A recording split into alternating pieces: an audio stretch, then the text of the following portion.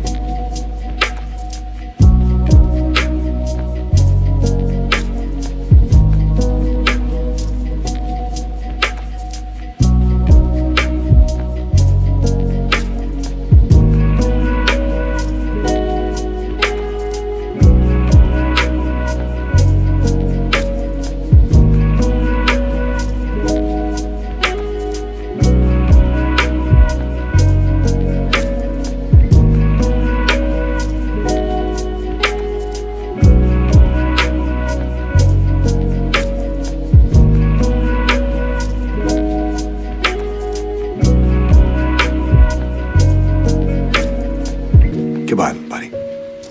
Charlie, will I ever see you again?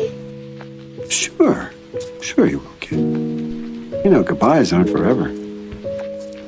Then, goodbye, Charlie. I love you.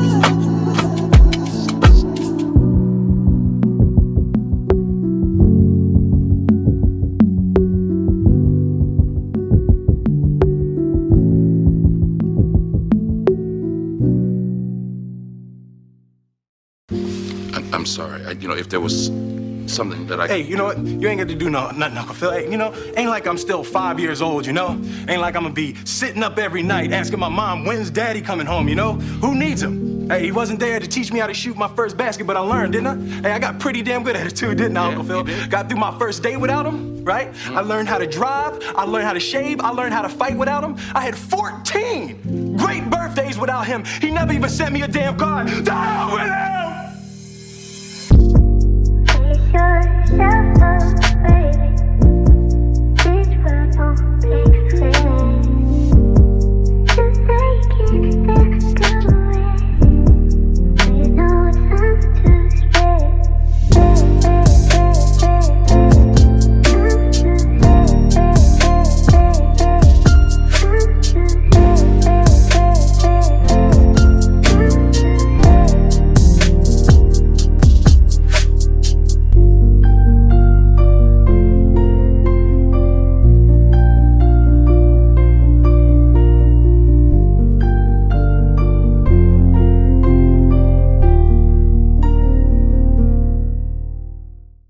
All right, so this week I want to talk about day 24. Now, 24 was my most popular video by a long shot of the whole series as far as like viewer count and things like that, and added to favorites.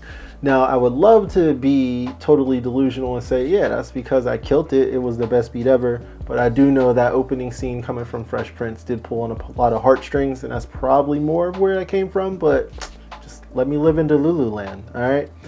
Anyways, one thing I wanted to talk about, well, there's lots of things I want to talk about, but what I want to start with, as I'm using Machine 3 here, which does have the new stem separation feature, is an untapped potential of stem separation that no one talks about, is being able to take your favorite scene from a movie or video game and stripping the music from behind it and then making your own music to score along with that footage, which is what I did in this one and then in the All Dogs Go to Heaven song in production day 21. So at the time of when I actually did these, I didn't have stem separation in Machine. I didn't have Machine 3, so I did use, a third-party situation. But I did the same things after I got Machine 3, and everything still works the same. So if we are looking at the project files, and once again, turned off all my mastering things so that my CPU doesn't hate me, along with the screen capture and the phone and the audio. It just makes everything work smoother. So, so things won't sound exactly like it did in the production prior, but the same point gets across. So how I have the session set up is Group A this time is just instruments, Group B is drums, bass, vocals. All right, and the last one is the sample from the show. Now in this case, I recorded it just on one sound pad, then I exported that, put that into the third-party software, ran stem separation, brought it back, and then when I went to edit the video that I posted for Beatober, I just used Synchronize to get the audio from the machine file to align with the actual footage that was taken originally. So if you're going to do something like that, keep a note that you can't speed it up in one and not the other, or be careful about pitch shifting it, because if you're using that Synchronize feature to get a video to play back in time with the song, all of that will rely on it being the same tempo and pitch in most cases. All right, so one of the things that really stands out to me is the tone I got from piano. I pulled it from the preset Emotional Felt for Noir. I'm pretty sure I might have edited a couple things on there, but nothing too deep. And Noir, hands down, is my favorite piano Native Instruments has ever done. And as a complete collector's edition owner, I also have Una Corda and Maverick and Gentleman and Giant and Colors and Alicia's Keys and all that stuff. And I'm not knocking on any of those, but Noir, Una Corda are like my two go-to, because they have so many different effects you can throw on there. Plus they have all the like felt or cotton or other timbres that they also did the piano with. Now, Noir, especially their felt section, is a very dark piano, which is what I really like about it. Now, a funny fact with this is the piano idea came from Splice. Let me pull up Splice and show you what I mean. All right, so I have Splice open, and I'm in my likes.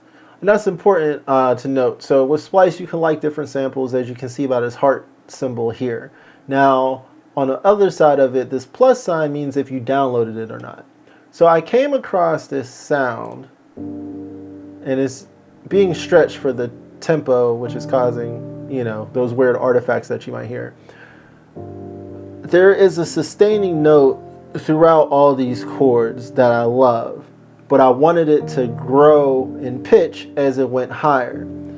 So not without getting all the theory of, I'm in G minor and they're sustaining a D and it's the fifth of avoiding all of that. It sounded pretty. I love the sustained notes, but it didn't grow. It just kind of stayed the same. So as I mentioned in the last video, even though it started with a sample, which I never even used, I learned it on piano, and then I'm like, oh, okay, I can make this grow and shape how it needs to for this track. And that's kind of how I came across this chord progression here if I were to solo those things.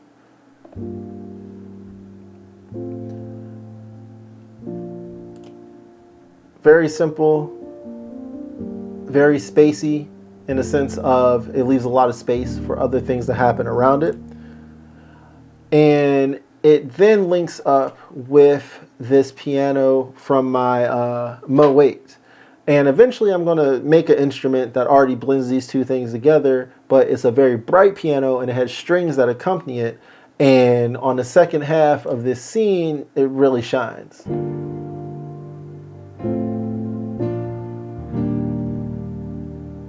You can barely hear the string accents in that part. Super dope. And that kind of was where this all started.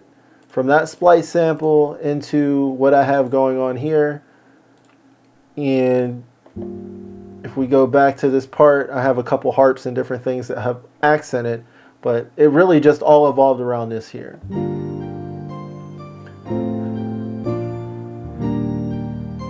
I have like some harps, some bells. Yeah, so, and some other things I pulled from my motif. And when I started the song, like I said, I came across the sample first as far as that piano, wanted to learn it, see if I could make something grow from it. And then from there, I came across that vocal line that is also from Splice.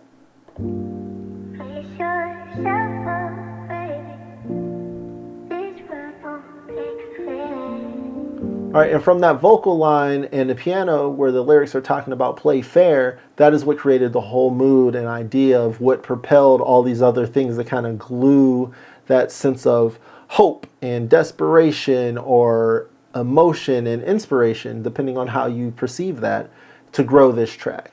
Everything else was, you know, some bass, some drums, and that was it. It was really that piano and vocals that really set it off. So then, if I wasn't doing Beatober, and this is really cool how Beatober and these different things interact together. If I wasn't doing Beatober, and I just came across the exact same things the way I did, the music probably would have sounded the same, but I wouldn't have thought of throwing in that episode from Fresh Prince.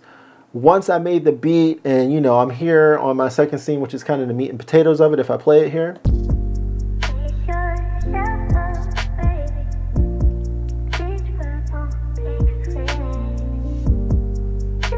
And then if we skip ahead a little to where the strings and stuff come in.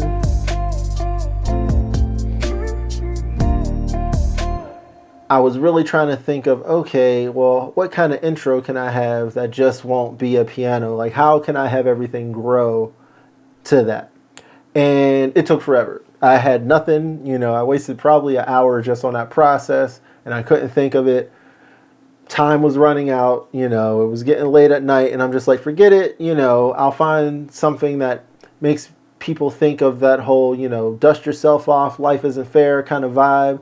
And that's when I thought of the Fresh Prince thing, which is how the whole idea really glued all of itself together, found the emotional quotes in the stock footage, and thus Day 24 was born. And that's pretty much the meat and potatoes of it. And it's really cool that, you know, sometimes the music impacts what I do visually for Beatober. Sometimes the stress of just being that is Beatober and I'm trying to do something every day allows me to make decisions fast. And by the, I would say by the 18th, it's a well-oiled machine, you know. I'm like, bass, does it work? It doesn't work. Do these keys work? It doesn't work. Do these chords sit together? I like these chords. Let's throw some guitar in. Does guitar work? Doesn't work. Like, my ideas are flowing a lot faster. And like I said before, there were a couple days where, like, because of work and, you know, life, I couldn't even really start Beatober till 10 p.m. And then, you know, I'm cranking out an idea by midnight to make the deadline for socials and things like that. So I love how one can influence the other, and one of my favorite things for, you know, why I do Beatober the way that I do Beatober. All right, and that's pretty much it. So hopefully you found some value in this video. If so, please leave a comment, like, share with friends. Tell me, you know, what your favorite part of this was. Do you think the song would have the same impact if it didn't have that Fresh Prince scene to go with it? I would love to hear the commentary down below. And since that comes to a close, I'm going to say, you know, I'll see you guys next week for week 4, which is the final installment of my Beatober series. Once again, my name is Wade D of Dreamslide Productions. You guys have a good one and keep creating music.